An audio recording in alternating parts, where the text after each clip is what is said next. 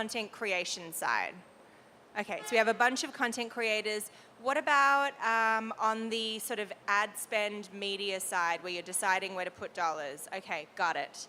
All right, so the agenda today, so we've got 3 core areas. You can't really see them on the screen, but you'll have to trust me. So we've got part 1, which is around key trends in social media. Part 2, which is unpacking some of the current best practices that we're seeing work, not only here in North America, but also particularly in markets in Latin America. And then finally, a little bit of a window profiling new technologies and new innovations like Facebook Live, etc. Can everyone hear me okay in the back? Is this all coming through all right? All right, perfect. Okay, so part of the reason why thinking through best practices is so important is because there's a massive flood of content which many of you all are probably largely responsible for. But if you compare the volume of content from the start of 2013 with what's going on at the start of this year, you can see that the pieces of content published per week has more than doubled, the videos have more than doubled, and the number of channels which you all are posting to and crafting active strategy for has almost tripled. So the volume is there, but in many cases, the actual teams haven't necessarily multiplied it the same way. So we need a lot of data to actually distill what needs to happen. To give you a sense of scale, since the start of the year here in North America, we've seen just on 53 billion social interactions. Across Latin America, it's almost 20 billion. And most of that has been driven by the growth that we're seeing across social video. In fact, that's pretty much the only part of social which is still massively growing across all platforms. So just to break it out another way and to actually contrast what we're seeing in North America with what we're seeing in Latin America. Now you'll see that Latin America is actually growing faster than the US on pretty much every platform. In fact, on every platform. Facebook is pretty flat, it's slightly declining, although it's completely different when it comes to the growth in video. But where it gets really interesting is when you look at the composition. So if you look at in the US, almost 60% of all the consumer activity is driven by Instagram. And if you looked at that a year ago, it was probably hovering somewhere around 40%. So it's massively taken over. I think it was in October or November of last year when Instagram actually overtook Facebook. Are you sure you can hear me okay with all the traffic noise? Sorry? Yeah, maybe, I don't know. Maybe should we just turn this up a tiny bit, or I can't hear myself. Cool. All right. Sounds good. No, it's good. You've got to have adversity when you present. This is good. It gives you something to fight against. But if you take a look at what's going on in Latin America, it's only 12% Instagram right now. Now, I know from experience and from what I've measured throughout my career that what we see in Latin America is highly visual. It's very video-centric. So that's a trend that's really going to be taking off in the next year to 2, because the US looked like that probably about 18 months ago or thereabouts. So that's largely where a lot of the growth is coming from. And you can already see that Instagram has grown 53% year over year across all of the countries in Latin America. So that's a big prediction that you'll see going. In terms of volume, the scale is still massively different.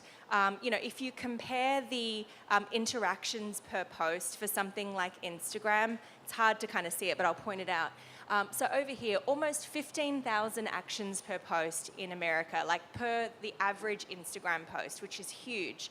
And compared to Facebook, which is about 10% of that, and Twitter, which is a fraction of it. And you're starting to see some of that happen. The average Instagram post in Latin America is getting about double the interaction of what it's seeing on Facebook. So you're already starting to see it, but not the crazy 10x that we've started to actually see in North America. So that's likely a place where a lot of that catch-up is going to happen.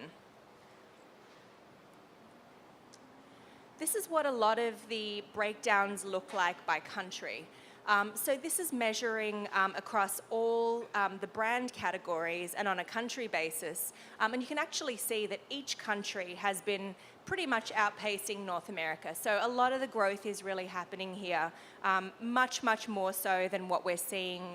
We're not seeing anything like a slowdown, with, I believe, Argentina actually showing the greatest growth in terms of overall content, and Chile seeing the largest overall consumer interaction. So the enthusiasm is there, the content creation is there, but we're still not seeing that catch up across some of the more emerging platforms. And we don't, as many of you know, no one has perfect fidelity into what's going on in platforms like Snapchat.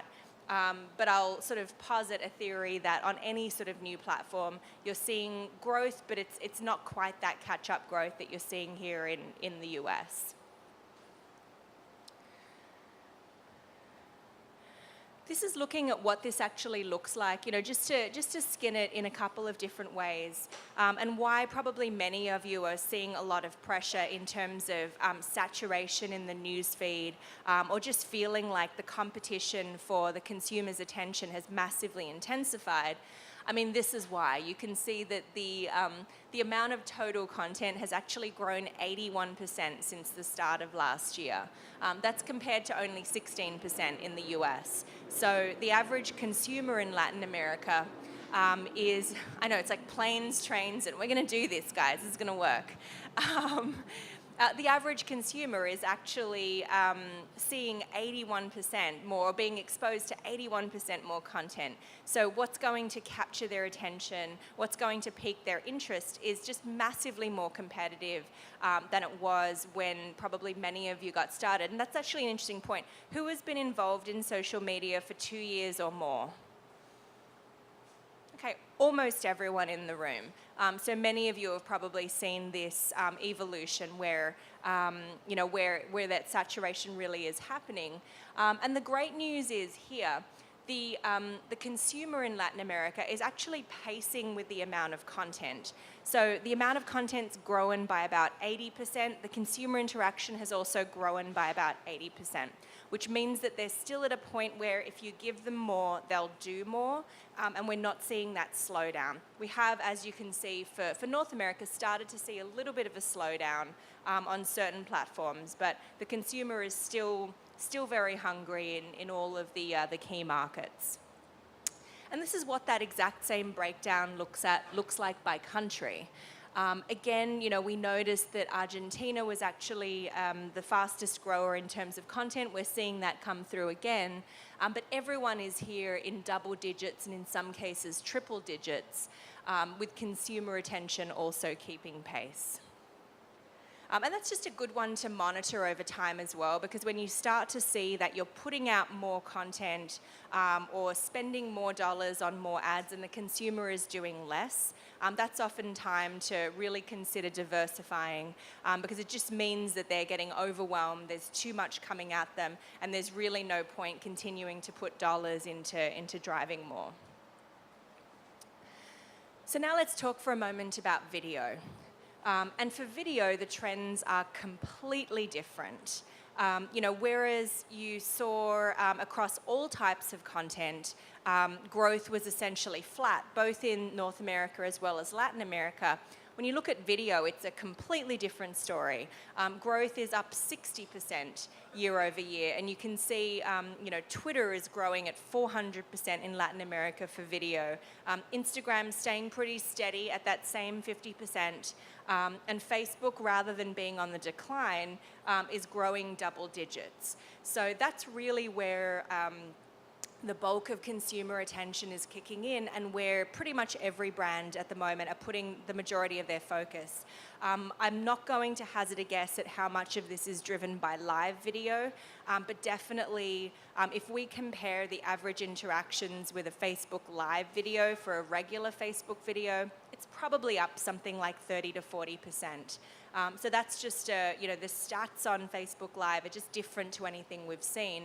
And you can also see here, again, you're not seeing that Instagram dominance on video in Latin America quite yet, and video is not quite as dominant across different platforms here in the US too. Facebook and Instagram are pretty much at parity.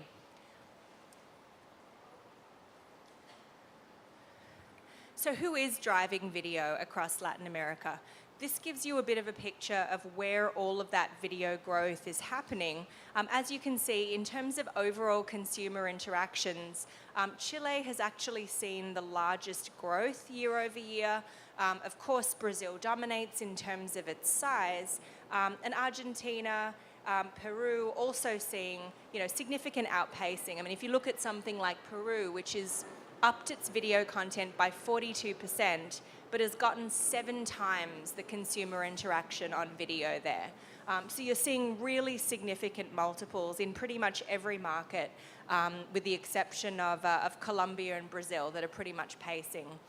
So good to know that that consumer interaction is there. And I mean, I reflect back to a lot of video measurement that was happening in the late 2000s, like around 2010, and you did see Latin America outpace many markets in terms of online video growth. So a lot of this is just replicating, but now it's actually happening on the social platforms themselves.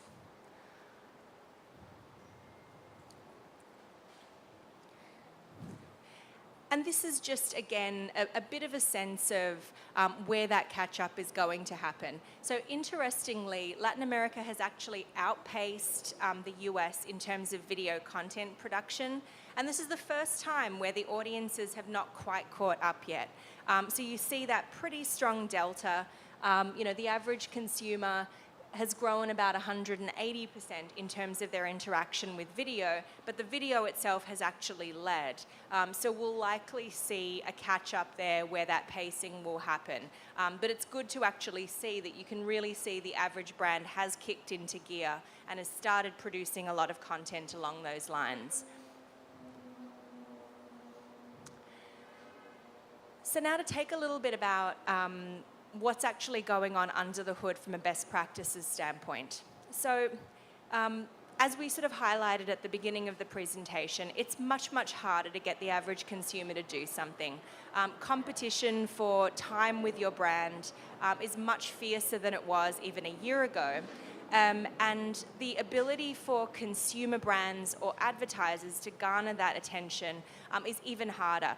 Quick survey on the room. Who here is creating content with a publisher or sort of a content creation company like a TV network or a magazine or something? Okay, what about on the brand side? What else is there if it's not a media publisher or brand? Okay, here we go. So it's predominantly brand. And as you know, it's like you're working really hard to figure out how to put together maybe 3 to 5 pieces of content, and in that same time, the Huffington Post has put out like 1,600 pieces of content. And it's just true, and each one of them gets 20,000 interactions. Like, what's going on? So thinking about how to leverage that ecosystem and find partnering opportunities. And then, on the third best practice, I think it can often feel like every time you open up your email, you're being inundated by some new way of, you've got Instagram stories, you've got Facebook Live, and you've got this, and you've got that. But sort of figuring out which ones are the real ones to experiment with and what's actually worth your time, even when it's pre-monetization, even when, the measurement perhaps isn't even there. So let's talk for a moment about why people share content. So I don't know about you, but I'm fascinated with this whole topic because it's amazing to me that on any given year in America, billions of people share pieces of content to their entire networks. And it's not just articles, it's your ads, or it's a piece of content which you've crafted, and they're sharing it to their husbands and their wives and their spouses and all of their friends. So we embarked on a study with Wharton, looking at 4 core areas of why people share content. Social currency, which is stuff that makes me look good to other people. So I share it because it somehow elevates me to others. The ability to evoke emotion, so I share it because I think it will make people happy or excited or inspired. I share it because it's useful or practical. That's often a lot of like do-it-yourself or a lot of tips. A lot of what we see with like Tasty and all of the food recipes, like that falls into the bucket of useful. And then the 4th bucket being that it just intrinsically tells a good story. And everyone loves stories. So here's what we found. When we looked across all of the buckets, story was actually by far the most dominant. It led all the other different types of drivers. So something that had a story in and of itself was what was the number one reason why people shared content. The only exception to that was among 18 to 24s, and I'll talk a little bit about that. Because I actually dug into it because it worried me that I thought story was dead, but it isn't. There's an exception to it, but we'll stick a pin in that for now. Second to that was sort of around the social currency bucket, but things like appearing caring, being connected to your community. And interestingly, this was so different so we've done this study twice now, and this is the second time. And the first time, it was very much about looking funny to others or appearing intelligent, etc. But it's interesting that just with everything going on in the world, it seemed that being connected to community, appearing caring, inspiring others was just much more important than sharing funny jokes or sharing memes. That just didn't seem to be, it actually didn't even appear on the top 10 reasons why people share. So that was just a big overall shift in the community. And then usefulness and emotion being right at the bottom. And interestingly, any sort of negative emotion, people were completely allergic to sharing. So no one wanted to be the person who was sharing anything that would make people upset. The only exception was if it was breaking news and there was like a child that was lost, people would share that. But anything that was a bit of a downer or anything that might upset other people, no one wanted to be the person who shared that in their newsfeed. So I thought that was actually kind of hopeful. Like I thought that was a nice comment on, no one wants to be the person that other people block because every time they see them in their newsfeed, they're like sharing some angry thing. Although I'm sure we all know people who are exceptions to that rule. So this is what it broke down like by gender. Very, very different. Women, on the one hand, were much more driven. So both genders were driven by a need to look good to others. Probably no surprise. What that meant, though, when you actually segmented it by male and female, looking good for women was much more about appearing intelligent. And this was less about sort of book smart, and it was more about being savvy. So, being in the know about things, knowing where to go, not getting fooled by, certain things. So it was like just about being kind of smart, and, in many cases it was even about like knowing where to shop or knowing where to dine. So being in the know there. Information was currency. For men, it was much more about being funny. So their currency was sharing things that people would enjoy. Women were much more driven by happiness, men much more driven by excitement. So things that were about breaking news or first new releases. This played out a lot in automotive and gaming as well. So anytime it was some new feature that no one had, like they wanted to be able to share that out first. Usefulness was actually the most important driver for women. Almost half of all women were driven by a need to share things that they felt others would find useful.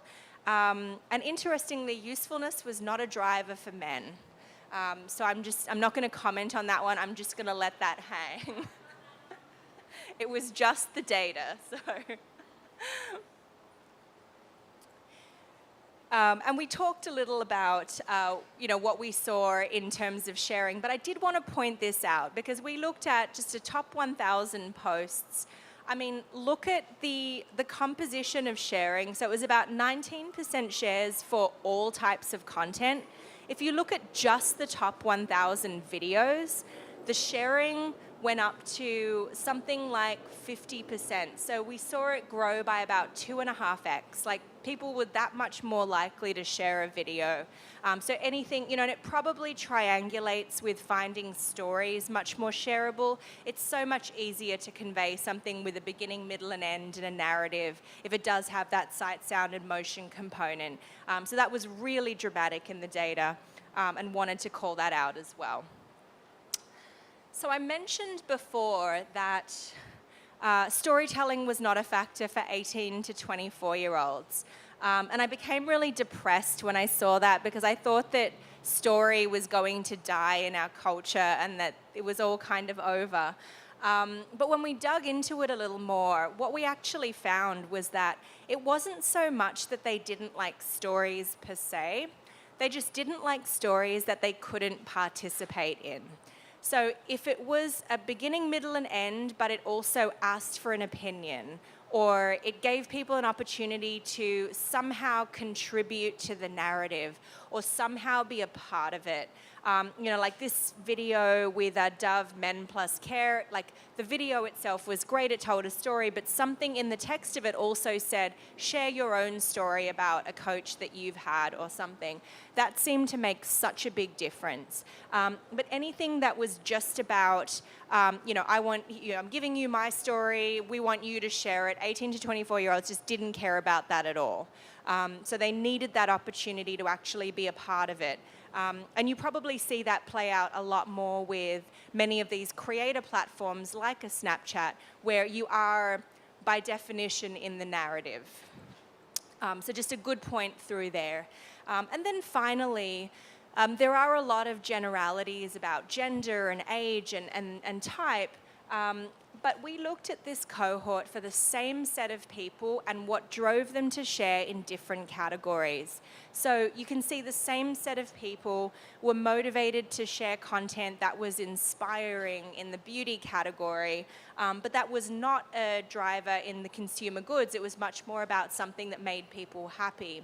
So just knowing that it's not a one-size-fits-all and that your same consumer will feel differently about content and what drives them to share it, depending on the situation and what they're actually being asked to do.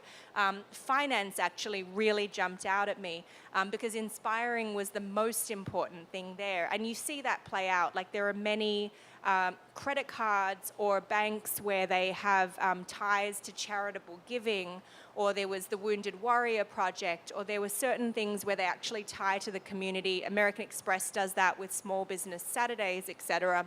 So you see that play out where if a consumer is going to share something in financial services, it better mean something to their community, and it better actually give people something other than just being an offer or being an ad. And here's a couple of examples of some of what was viewed as being sort of the most happiness and inspiration driving throughout this same time period.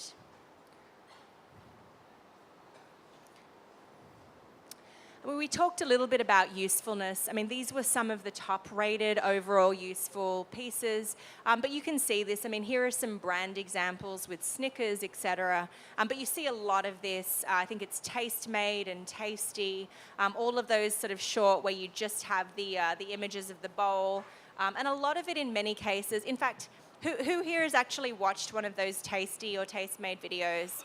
Okay, pretty much everyone. Keep your hands up if you've actually made any of the recipes. Okay, couple people, there you go. So usually you'll see like 100% of people who have viewed it, watched it lots of times, saved it, and then like all the hands go down. Like I've never actually made it, but it makes me happy to think that maybe I might. So it kind of evokes that maker instinct of what that means. And I actually don't have the example of this here, but it was, I forget which brand it was. It might have been Ziploc, I think, that had a really fun, they sort of leveraged that same format of that maker instinct where they're, I think, using like baking sheets to make crayons or something, and then it went into a Ziploc bag. But it was kind of cute. It was, I think it outperformed their average post by something like 10 or 20x. And it sort of took that same tasty format, and there was probably a moment in people's news feeds where they thought it was something they could eat. Therefore, we watched it and shared it. So just a good note too, because I think a lot of the times you can look at these examples and wonder how on earth this might apply to my brand. So I thought that was a clever example of using that. Okay, so coming forward into a lot of those partner... Oh, yes. Sure. Yeah.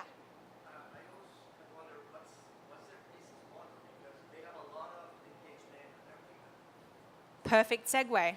So the question was, now that we've mentioned Tasty, what is their business model? Aha, okay.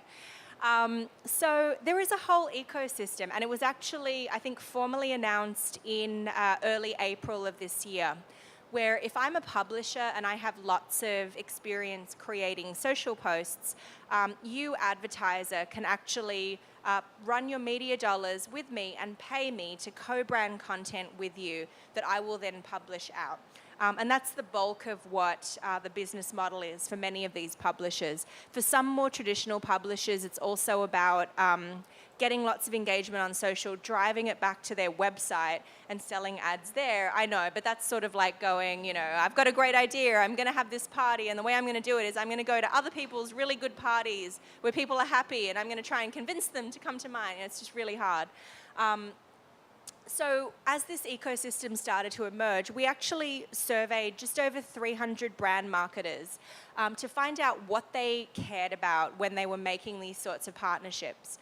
Because there was a lot of noise out there, and you've got BuzzFeed, and you've got Tasty, and Huffington Post, and Condé Nast, and Time Inc., and Refinery29, and like all these people, all of whom are claiming to win social, right? So what's actually important? And there were really three things that were highlighted to us. The first was just understanding whether the audience was relevant to your brand. So Tasty might be amazingly socially engaging. It might make you feel really happy to partner with them. But does their audience care at all about what you're in market about? Because if they completely under-index on your brand or on your category, it's just you're going to have to spend a lot of money to try and reach people who are relevant. So that's the first piece. The second is understanding what you can get if you put those media dollars with a BuzzFeed or with a Tasty or whoever it is, versus just putting them through your own direct social channel. Do you get more engagement? Do consumers feel better? Are they more likely to buy, etc.? And then thirdly, what does the measurable lift look like? Because again, if it's a single post and if it's not really much money, it's all very well to give you metrics that are like clicks and impressions and pins. But if you start to spend serious campaign dollars, you want to start seeing more traditional brand lift. You want to know if people actually feel differently about the brand. So how can social cater to that? So those kinds of three things. So when you talk about relevancy, what we find is that audiences which you might think are somewhat similar are very, very different. I mean, this was just one which we looked at for two different sports teams. And again, we're looking at categories like weddings and fashion and style versus politics, and you can see that this consumer is very, very different.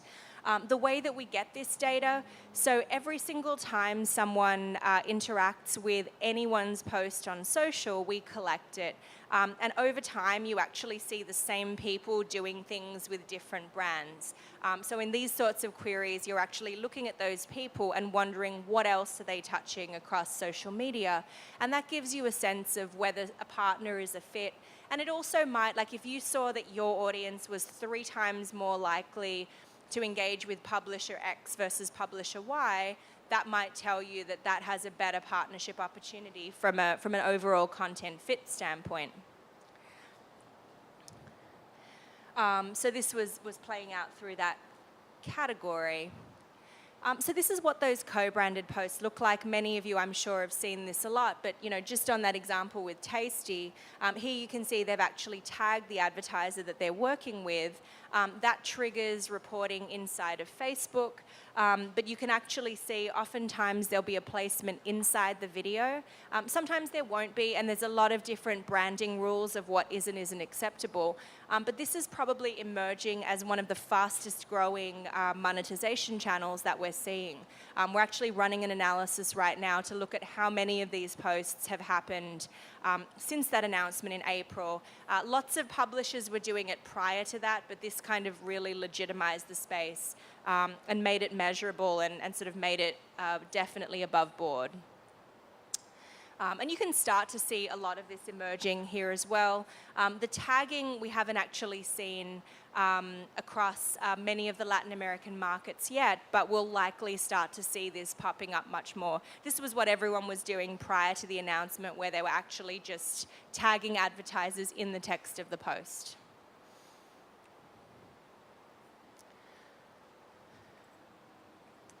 So when you think about how a lot of these placements work, and you think about what this actually means for your brand, the best placements, and this is actually, I think, making a lot of a return to traditional product placement and what we used to do in feature films, or what we still do rather.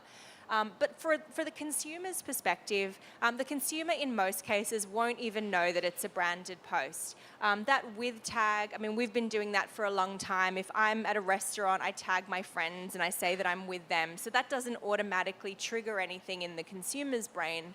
And we actually did look at an analysis to say, when you have that tag that actually flags it as sponsored, does the engagement go down? Does it somehow adversely affect anything with the consumer? And although it's early, this was only announced in April, we've not seen any perceptible difference. So the content doesn't perform better, but it doesn't perform worse. And this is when you actually control for the amount of paid dollars that are flowing through the campaign itself. And here's just a couple of other examples. So looking through how this actually plays out, and this was a slightly different thing where it wasn't working with a publisher, it was actually working with a series of influencers. Now granted, if you've got The Rock as one of your influencers, chances are your campaign will do well. You probably don't need an analytics company to tell you that. But you do actually compare, and we've seen this for many, many brands now, is that rather than working with traditional publishers, they're actually vetting individual people and baskets of people. That can form a whole other slew of measurement issues of how do you vet those people effectively. But you can see here that the influencers definitely dominated how overall campaigns performed. And this was for a brand like Under Armour that really does outperform its category to begin with. So then looking at the actual question of lift. So here's an example of how campaigns can be measured in this space. And what this is looking at. So let's say this is between, this is a publisher's audience pre-campaign and post-campaign. This was for an advertiser. It was a soda advertiser. So the actual category didn't change. You never see the category change on 6 social posts. But the interesting thing is when you double-click into which brands each of the consumers was interacting with in the soda category, you can see here that the share actually shifted for this given advertiser post-campaign from 5% of it to 17% of it. So the consumers who were exposed and interacted with this campaign were actually 3 times more likely to favor this advertiser at the end. So these kinds of analyses are what we're starting to see emerge much more, and they're the closest thing to a brand lift or a behavior lift that shows what the consumer is doing passively, unaided, without any prompts. And I was personally incredibly floored when I started to see a lot of these results. I've been measuring advertising effectiveness for many years, and normally you'll see like a tiny little thing. But I think it just goes to show if you can actually get someone to share a post or comment on it or take that action, they just pay so much more attention to which advertiser is there, even if they don't really realize that they're doing it.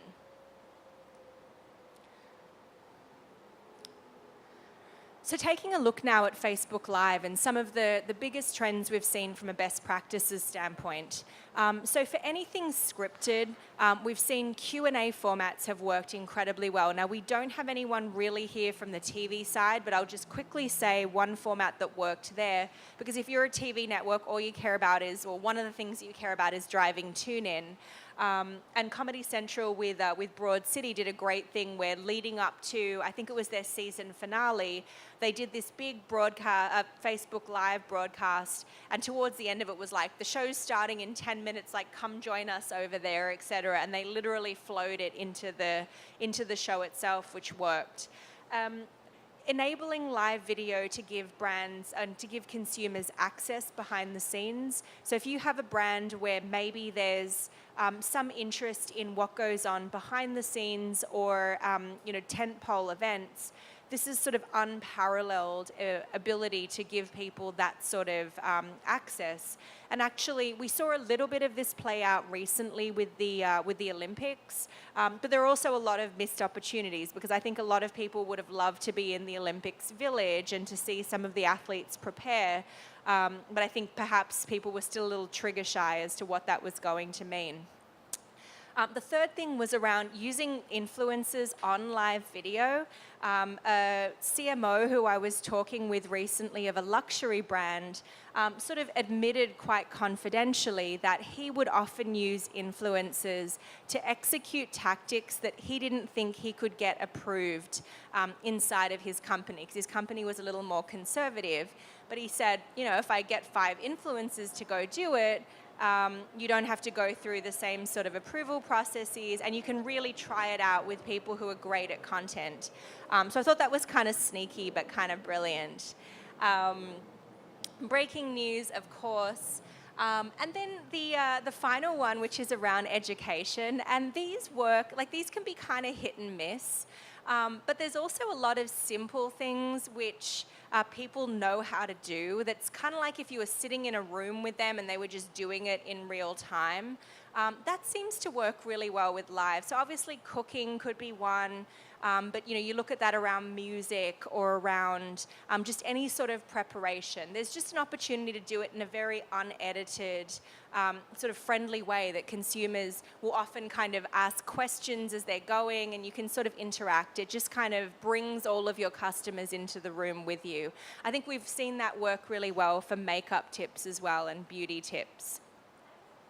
Sure.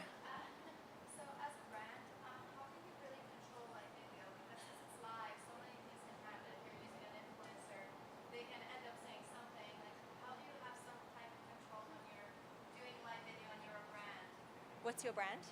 We're with Delta Airlines for Latin America.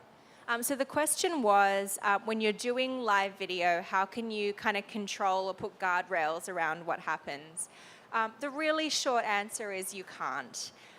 You have to know, if you're working with an influencer, those guardrails pretty much have to be defined beforehand of like, if it goes into these topic areas, here are things that we're just not going to address, or if these things come up, we defer to answer them later or to answer it via email. And I think the best executions have very clear, like, here are the 5 things which we just won't touch. Here are the 3 things which if they come up, we acknowledge them and we'll say we'll follow up with them offline.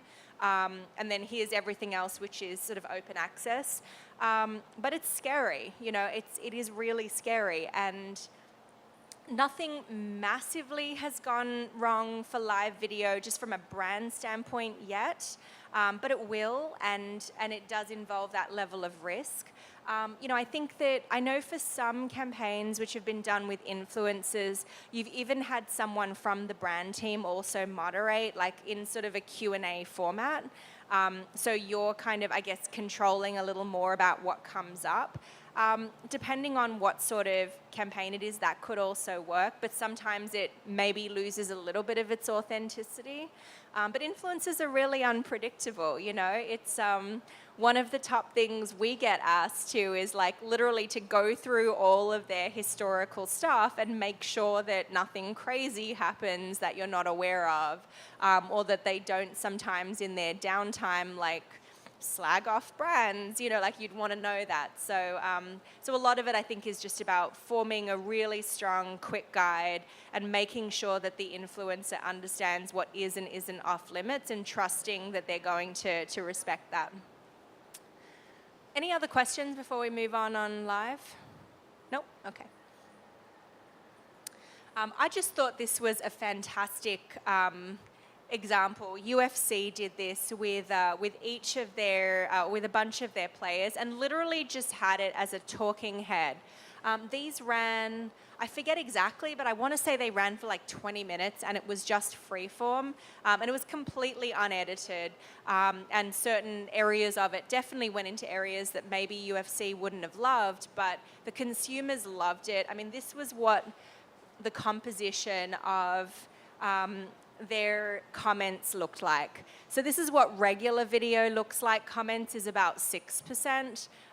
When you compare that with Facebook Live, the comments was like 74% for UFC. So it was pretty out of control.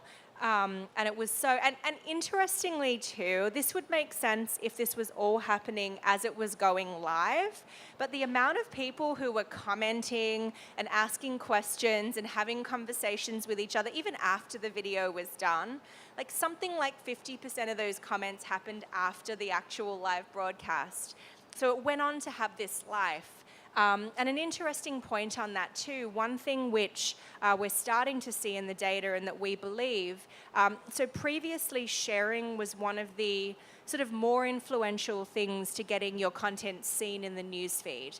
And because of the advent of live video and some of the trends that we're actually seeing play out, we're actually seeing comments and the percentages of comments be much more influential. I don't want to say more influential than sharing, but at least on parity. So something to also think about when you're optimizing for visibility and just making sure you can stay top of mind in the newsfeed.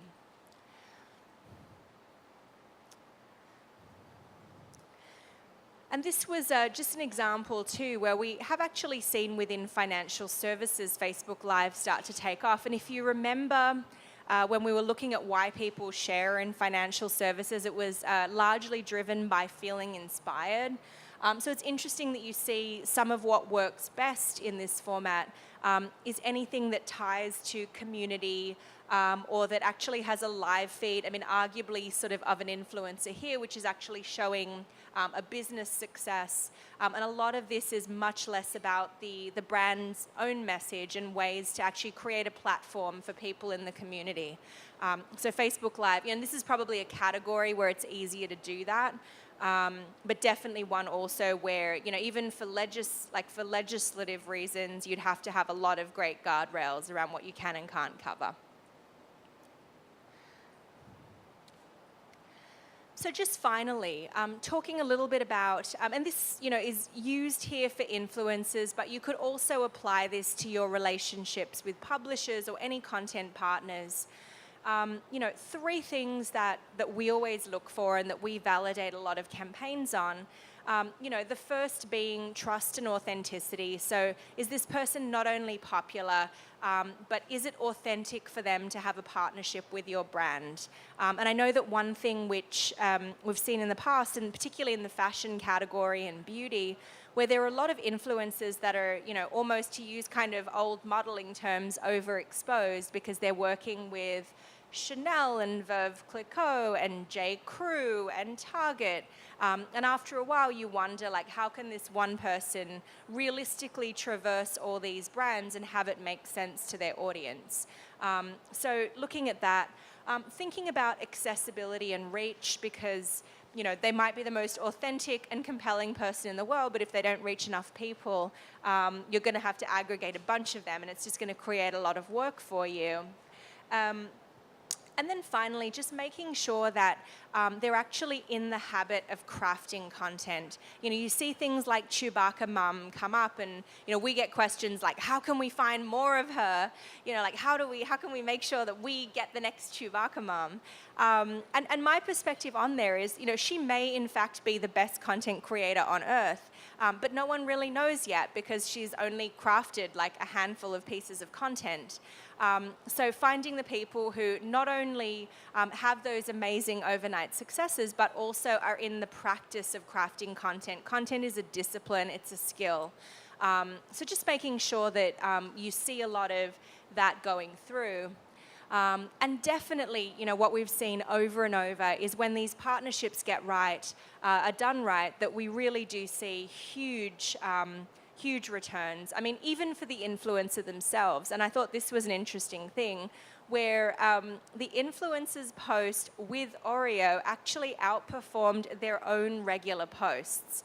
And this was even when you control for paid dollars. So it's not only in the brand's favor. When content is done right and when it is a great partnership, it even sometimes actually boosts the influencer's own content. which was sort of quite counterintuitive to me, because often the question you get is like, does the influencer's engagement go down when they work with a brand? In this case, you actually saw it go up. This was a case where you saw the lift happen for the brand themselves. This was Old El Paso, and you saw that every single time something came from the influencer, and this influencer had an audience that was probably 1/16 the size of the brand's. So it was pretty phenomenal to see the engagement be that high, but it does kind of feed back and forth, and it does really pay off.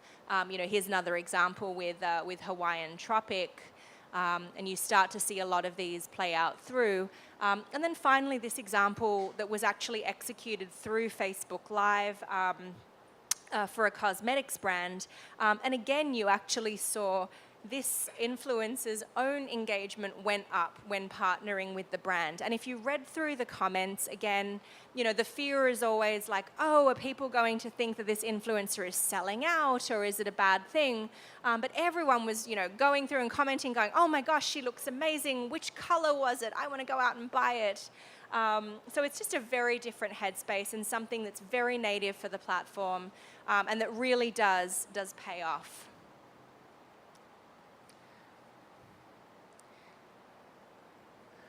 So in closing, we went sort of around the world with respect to a lot of trends that we've seen. And, what my first takeaway was, although we saw that growth both in the US and in Latin America essentially stayed flat year over year, there was a huge exception for content type.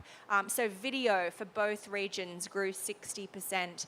And you see a lot of those platforms that are taking off, like Instagram, where we haven't seen that full maturation yet in the Latin American markets. Secondly, because we've seen that competition is so intensifying, and because the average consumer is being exposed to so much more content, really understanding what drives their attention, why they share, and how to resonate is more important than ever before. Because a consumer is not going to get more time. We just need to be better at actually garnering their attention. And then finally, having a good methodology and a good process for vetting a lot of the new stuff that's coming your way is going to be critical to win. Because I can tell you right now, in North America, the sort of free-for-all and the Wild West of Instagram, where you could pretty much do anything and succeed, is over. The competitive piece is kicked in, everyone's gotten savvy, and there's really no more free rides there. We saw that happen with Facebook about 2 years ago. But that's not true for Facebook Live. That's going through the roof, even without paid media. So just being brave and actually jumping in when a lot of this perhaps is a little more disorganized, because the audience share, the audience attention you can grab before other brands catch up, it usually takes a year to 18 months, are really unparalleled, even without the addition of paid media. And for me personally, Facebook Live is probably one of the most exciting new content formats that I've seen from an audience interaction standpoint. So definitely worth, with the right guardrails, experimenting and finding ways to succeed. So I think we're just there. We might have time for a question or two if anyone has it. Nothing? Excellent. Oh, yes.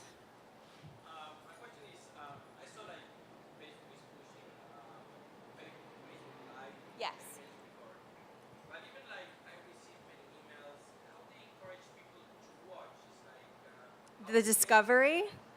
Oh, the discovery is awful. It's almost impossible to discover a Facebook Live video, yeah. Yeah.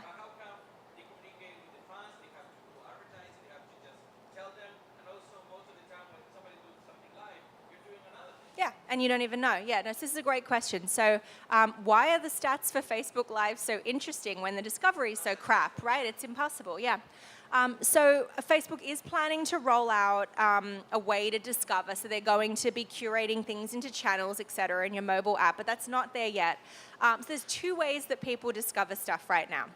there is actually a Facebook Live map, which is like a world map, and there are circles on it, and the more people who are tuning into a live broadcast, the bigger the circle is, and you can hover over it and decide that you want to go see it.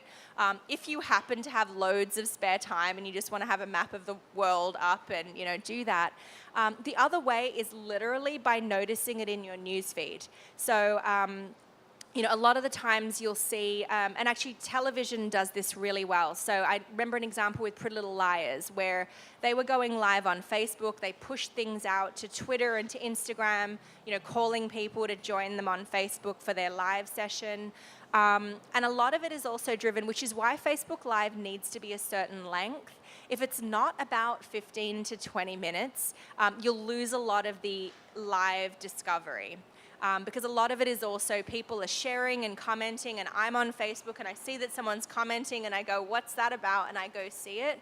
But if it's like an 8 to 10 minute, like there was I forget her name, but the young girl in Game of Thrones who did a Facebook Live that went for 8 minutes. And I think when she was live, she had like 8,000 people. And then within about a day, it was like 20 million or something.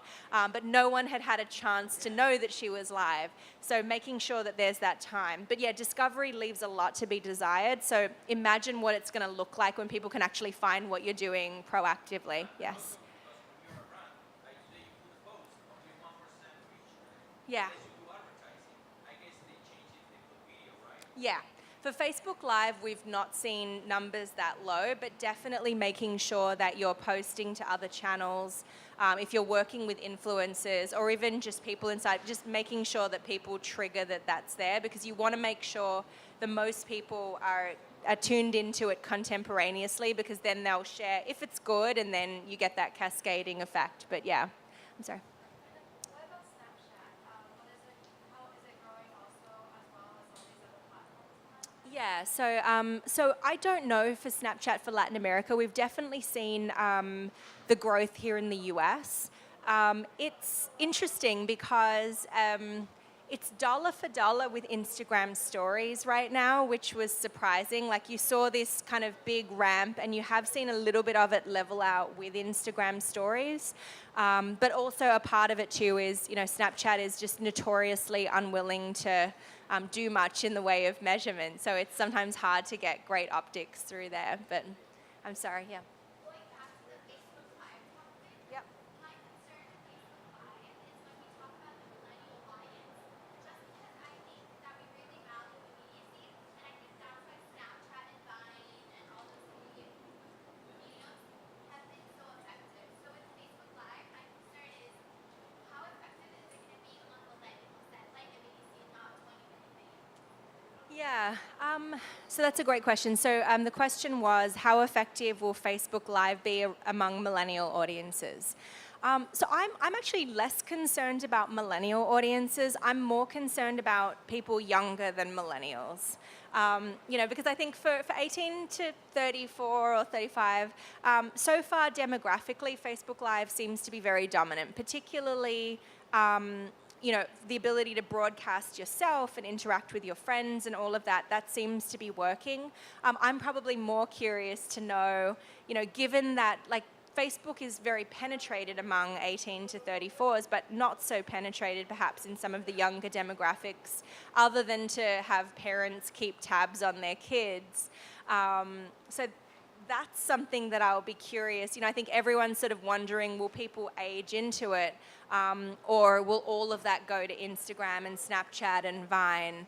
And we're definitely not seeing that same kind of growth in that sort of pre-millennials there. But millennials themselves seem more inclined to Facebook Live than they are to Facebook generally, but less than to Instagram or Snapchat or anything through there. Okay, so I think we're just at time. Thank you, everyone.